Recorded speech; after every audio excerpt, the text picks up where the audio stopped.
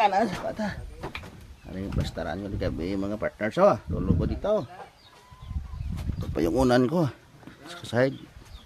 Maganda dito tulugan kasi medyo marami lang lamok. Ito yung harvest ni tatay sa ano. Palay. Sa lapi.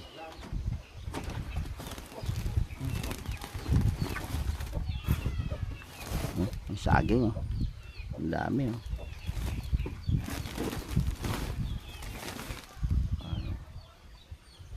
Sayang oh, mga berry right na to.